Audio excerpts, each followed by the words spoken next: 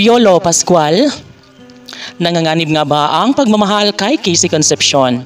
Hala no, sadyang ito talaga ang pinakamahirap sa lahat.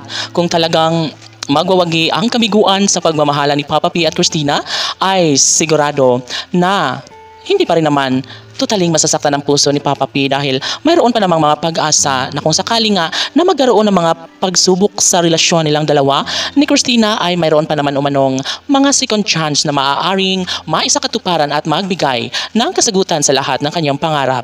Natural, si Casey Concepcion ay hinahangad na magiging matagumpay sa kanyang pangarap na may kasal nga silang dalawa ni Papa P at Christina.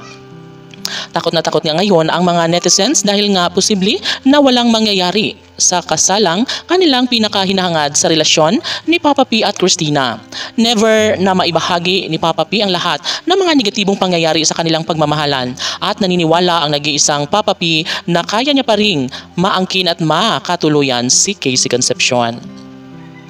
Ganon katindi ang pag-ibig na nararamdaman ni Papa P kahit na dumugin pa siya ng mga pagsubok sa kanilang relasyon. Kahit na magiging matagumpay ang kabiguan ay talagang ilalaban pa rin ni Piolo Pascual ang lahat para lamang sa tunay na kaligayahan na gusto niyang maangkin kasama ang pinakaminamahal na si Casey Concepcion. Bawat araw na nagdaan sa kanilang relasyon ay sinisiguro ni Piolo Pascual na kaya niyang patunayan, kaya niyang maisakatuparan ang lahat ng ito dahil nga naman si Christina lamang ang kanyang one and only love na gusto niyang makapiling hanggang sa pagtanda.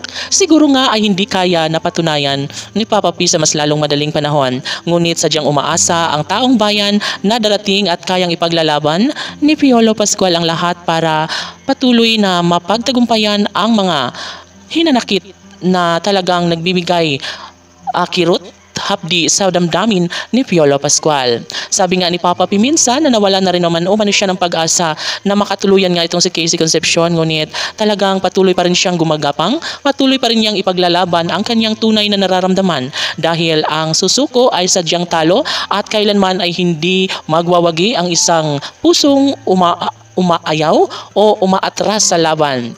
Ipinagkaloob ni Piolo Pascual ang tanging pagmamahal niya kay Christina, kaya sabi nga ng kanilang mga taga-subaybay na naniniwala umano sila sa kakayahan sa pagmamahal na inialay ni Piolo Pascual daan tungo para mabigyang katuparan ang lahat ng mga pangarap ni Piolo Pascual para kay Casey Concepcion. Sino ba naman ang hindi magiging happy kung tuluyang magtagumpay si Piolo Pascual sa kanyang hinahangad na makatuluyan nga itong si Christina? Sana'y magiging masaya sila sa habang panahon. Casey PG Fanatics, laban!